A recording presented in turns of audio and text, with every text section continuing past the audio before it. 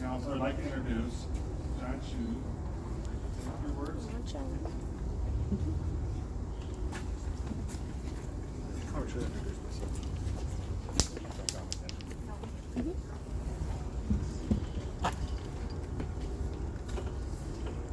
Can you hear me? Just hold it in your hand. Can you hear me now? Yes. All right. Well, welcome everybody to the dedication for Nancy's garden here at Macmurray College. Thank you all for coming. Most of you who went to school with Nancy probably remember her as a curly redhead who liked a good party.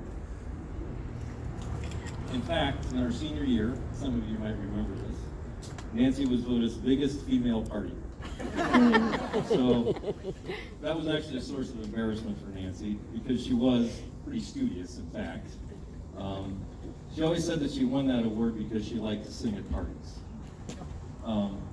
And as some of you might remember, she and the lunch bunch, her friends in college, made up their own R-rated version of Billy Joel's Piano Man. Some of you might. That version was always a big hit at parties. So Nancy thought that she was recognized for that with the title of biggest female partier, and I think she was right about that. That's a good memory of Nancy. But there are some other things about Nancy that I would like to remember today too.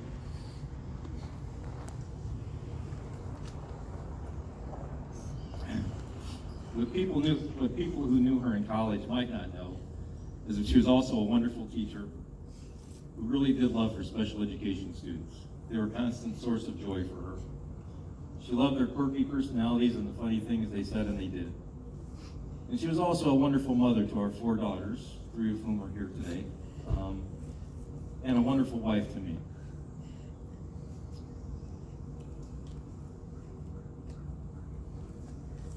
She had so much love to give, and she gave it so freely that you always knew that she loved you. I knew it even when she got so mad at me that her red hair seemed to be standing on end, which did happen occasionally. Her daughters knew it too. No matter what, we always knew that she loved us unconditionally. Nancy also had what I would call a fierce loyalty to her friends and family. If you were lucky enough to be a part of her family or one of her friends, Nancy would do just about anything for you. And woe be unto he who crossed one of her friends or family. She also had more empathy than anyone I ever knew. If anything bad ever happened to you, Nancy took it like it had happened to her. So that was a wonderful thing about her. Finally, Nancy had one sticker on the back of her car, and it said, "Kindness matters." And she tried to be kind to everybody, no matter whether she had just met them or whether she had known them for a long time. Those are just a few of the things I love to remember about Nancy. There are many more, but I won't go on. So back to the sensory garden. Nancy met some of her best lifelong friends here at Macmurray, including me, and she loved this place. She also loved nature and flower gardens. She loved a good hike in the park and planting flowers around our house. So this sensory garden here at Macmurray is the perfect way to leave an enduring tribute to Nancy. It combines the elements of nature that she loved, and I know she would have loved this garden. I hope that this sensory garden will be a way for all of us who met Nancy here at Macmurray to remember her. I also hope that those who currently attend Macmurray derive some pleasure from this garden, and that it will make lifelong friends, and that they will make lifelong friends while they stay here. I hope it will help to continue to spread the love that Nancy felt for this college and for the friends that we all make while we attend school here. So I'd like to thank all of you for attending today and for remembering Nancy. And I would also like to thank all of you who contributed to this garden so that we are able to dedicate it today.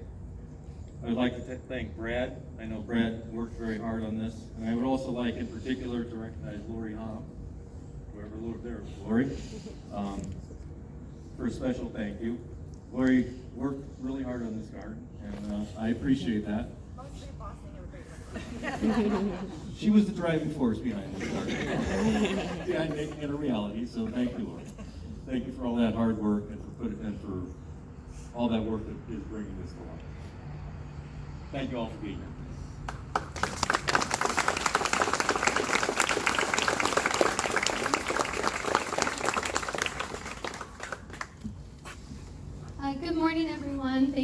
for coming out. My name is Brenna Randy.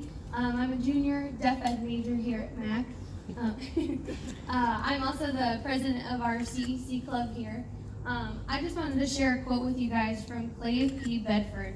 It says, "You can teach a student a lesson for a day, but if you can teach him to learn by creating, he will continue the learning process as long as he lives." So the teachers that we are and I will hope to become, and how we teach our students will always leave an impact on them. And while I did not have the pleasure of knowing Nancy, I'm sure that her legacy lives on within her students, and now with the help of the Sensory Garden, she can even impact future students that she wasn't able to meet as well. So thank you guys all for coming out.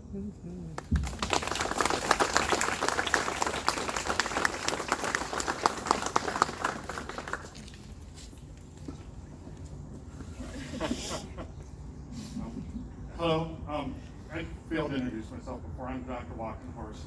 I'm assistant professor of special education here at Macmurray and director of education programs. So what you're looking at here is phase one. The hope and dreams when we met the first time way back in February. Well, yeah. Yeah, so February and March, we're talking about things. And we talked about the idea of a legacy garden. Something that was not just a one-time celebration, but something that was going to grow and expand throughout the Macmurray family.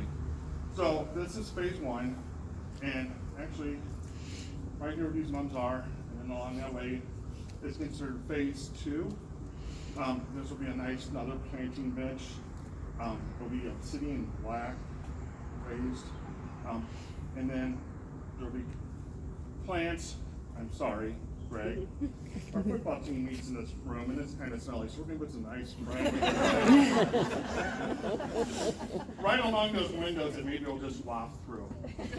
And then phase three will be over here, which will take this look of this deck, but make it extend it across the sidewalk into wood, put another planting box which will have edibles and herbs, so the students will have a sense of vision and touch and feel and yes, you guys know the rest of the five. Smell.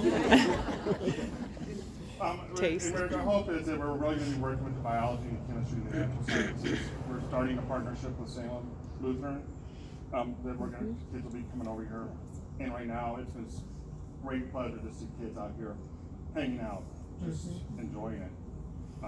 The River Rocks are able to places they can sit. We've had classes out here. We've seen kids just kind of meet here. So I think that's what. I think it's definitely an honor of the lunch bunch when we put together. And I was telling Lori, I go earlier, when I was just driving over here, I was thinking as a teacher, you never know how many students you really touch. And again, this is another legacy. We'll never know how much impact this has, but it has become part of Macmurray. And I just want to thank John and Lori and everybody else for thinking and believing in it. And just take a moment and honor.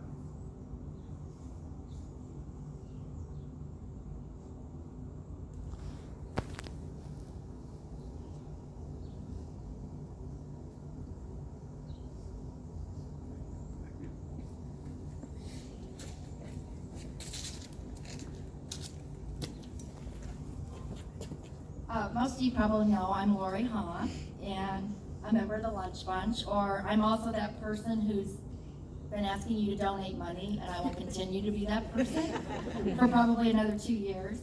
I want to really thank Brad for giving this great idea to us and conceptualizing the garden, Allison for help in spreading the word, John and Nadine for all their help and support.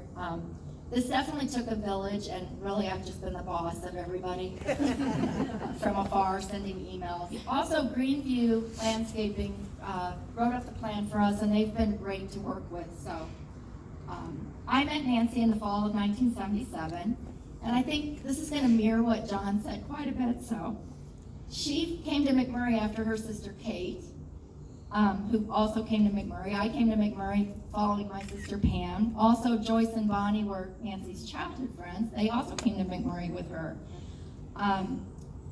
You know that Nancy wore her emotions on her sleeve if you knew her, and she wanted everybody else to, but not all of us do. And she used to call me a hard nut to crack. And her goal was always to crack it. And her empathy for her friends and family, and let's face it, complete strangers, was always the same. She wanted people to feel all the feels, whether or not that meant laughing hysterically or sobbing hysterically. She liked doing both. And frankly, if she got you to sob, she was pretty happy with that as well. Since she's been gone, I've found myself trying to channel Nancy. I think about what she'd want me to do in certain situations. I finally quit my neighborhood book club because she'd been telling me to do that, and just to be honest, I had to really channel her. She gets you to do the hard thing, and I feel like we should all think about that, and also think about wearing our emotions on our sleeve, like she did. I think this garden would have been Nancy's favorite place on campus.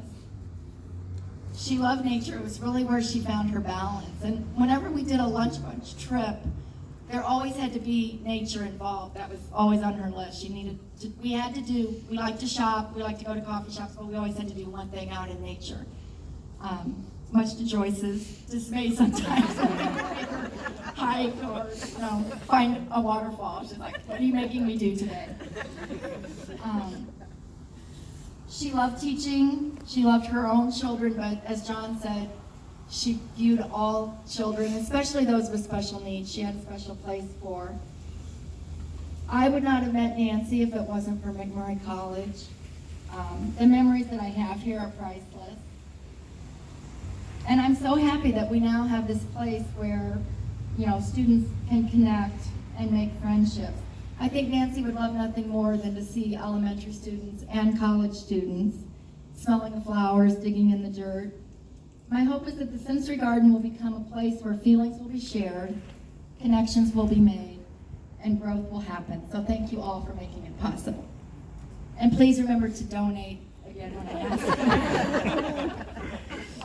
And lastly, this is a poem that I found that the Lunch Bunch helped me choose, and we just thought it was very fitting. So I'm going to close with that.